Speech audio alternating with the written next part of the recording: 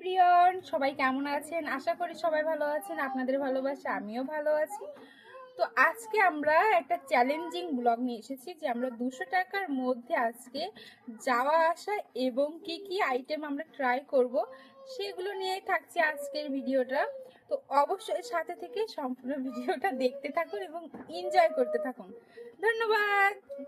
হে everyone, এখন আমরা বেরিয়ে পড়েছি কোট পার্কে যাওয়ার উদ্দেশ্যে। তো আমার বোন, আমার মাম্মাম আর আমরা তিনজনে মিলে যাচ্ছি কোট পার্কে। আজকে আর তোমাদের দাদাভাই আমাদের সাথে যাচ্ছে না। তো এখানে আমার মাম্মামও কিছু বলছিল। যাই হোক, তারপর আমরা চলে এসেছি সিটি কলেজের সামনে। তো এইখান থেকে আমরা একটা রিক্সা নিব। আর দেখো, আমার মাম্মামও মানে একটু ভাব দেওয়া শিখে গেছে আর কি। তারপরে এই যে আমরা রিক্সাতে উঠেও পড়েছি। তো আমাদের বেশি সময় লাগবে না ওইখানে যেতে। তো এই যে দেখো, যাওয়ার সময় দেখি এখানে সূর্য মামা ছিল। তো ভাবলাম তোমাদের সাথেও একটু শেয়ার করি, তাকে একটু ক্যামেরা বন্দি করি। তো যে কথা সেই কাজ করা হয়ে গেছে। এখন আমরা প্রায় চলে এসেছি প্যারিস রোডে। তো এই যে এখন রিক্সা ভাড়াটা দিয়ে দিব। তো তোমাদেরকে তো বলেছি যে আজকে একটা চ্যালেঞ্জিং ভিডিও। তো 200 টাকার মধ্যে ঘোরাফেরা খাওয়া দাওয়া সব করব। তো এখানে রিক্সাওয়ালাকে দিয়ে দিয়েছিলাম 30 টাকা। তো এখন আমাদের কাছে রয়েছে 170 টাকা। তারপর আমরা এখান থেকে একটু রিলস বানালাম, একটু পিকচার তুললাম। তো যাই হোক, তারপরে যে দেখো, আমরা ফার্স্ট টাইম এইখানটায় আসলাম।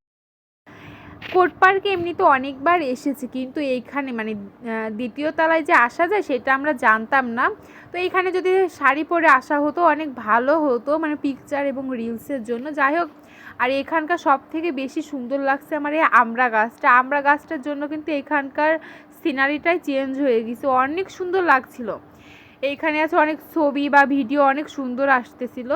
যাই হোক, তারপরে এইখানে দুই পাশে দুইটা বড় বড় আয়না লাগানো ছিল। তো আমরা একটু ভিডিও করে নিলাম সেই ফাঁকে। আর এইখানে অনেক বড় করে শিল্প কারুকার্য করা ছিল, অনেক সুন্দর লাগছিল। সবাই অনেক পিকচার তুলেছে এখান থেকে। তো তোমাদেরকেও একটু দেখিয়ে দিলাম। আর আমার বোনটা এখানে পাগলামি করেছিল। যাই হোক, তারপর আমরা রিলস এবং ছবি তোলার পর আমরা নিচে চলে এসেছি। এসে দেখি এখানে একটা মাছের অ্যাকুরিয়াম আছে। আর আমার মাম্মাম তো এটা মানে এত ভালো দেখছিল। দেখো, আমি চলে আসতেছি আর ও আবার গেছে ওই অ্যাকুরিয়ামের কাছে। ও অনেক হ্যাপি হয়েছিল মাছগুলো দেখে, অনেক বড় বড় মাছ ছিল। যাই হোক, আশেপাশে তোমাদেরকে আর একবার একটু দেখিয়ে দিলাম। যেহেতু আজকে ফ্রাইডে, তো অনেক ভিড় হয়েছিল, এখানে অনেক লোকজন ছিল। আর যেহেতু ঈদের সময় আর কি। তো এখানে দেখো, আমার মাম্মা একা একাই ঘুরছিল আর বলছিল, মা ভিডিও করো ভিডিও করো। আর গাছ ভর্তি এখানে দেখলাম অনেক অনেক কাঁঠাল। তো ভাবলাম তোমাদের সাথে একটু শেয়ার করি। তো যাই হোক, তারপর আমরা এই পাশে আছে পুকুরে অনেক ধরনের মাছ আছে, সেটা দেখার জন্য যাচ্ছিলাম।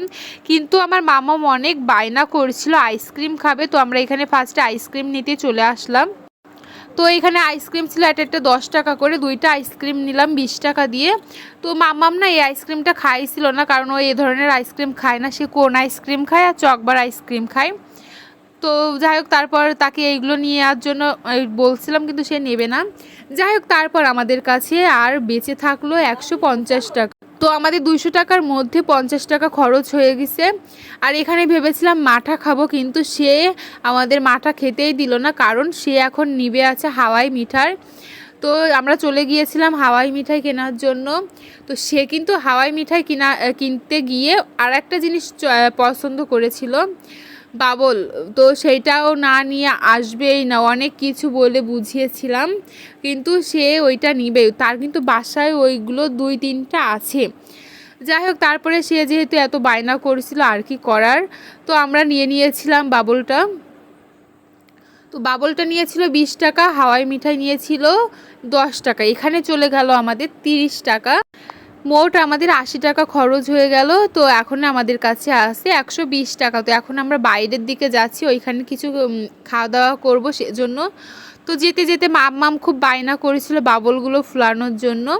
যাই হোক, তো দেখো খুবই মজা করে খেলছিল, আশেপাশে সবাই দেখছিল, বাচ্চারা। যাই হোক, সন্ধ্যা হয়ে গেছে, এখন আমরা বেরিয়ে যাচ্ছি বাইরে যেয়ে ঝালমুড়ি খাবো, কারণ ওইখানকার ঝালমুড়িটা অনেক টেস্টি হয় খেতে, আগেও একবার খেয়েছি। তো এইখান থেকে আমরা 20 টাকা ঝালমুড়ি অর্ডার করে দিই। আর এখানকার ঝালমুড়িটা না অনেক অনেক ইয়ামি হয়। আর এটার মধ্যে আছে ধনেপাতা দিয়েছিল, যার কারণে আমার বোন খাইছিল না, আমাকে একা একাই খেতে হয়েছিল সম্পূর্ণটা। তো ঝালমুড়ি খেয়ে অনেক ঝাল লেগে গিয়েছিল, যার কারণে দেখো আমরা শরবত খেতে এসেছি। আর প্রচণ্ড গরম ছিল, যার কারণে ভাবলাম শরবতটাই খাওয়া যাক। 20 টাকা শরবত নিয়ে নিলাম এখান থেকে।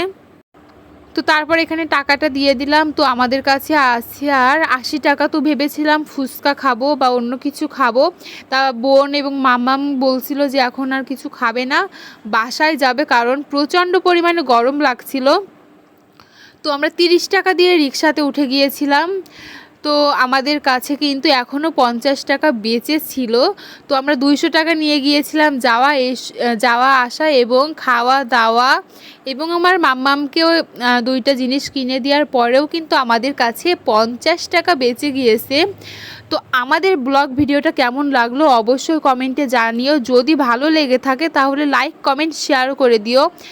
সবাই ভালো থাকবেন, সুস্থ থাকবেন। ধন্যবাদ সবাইকে।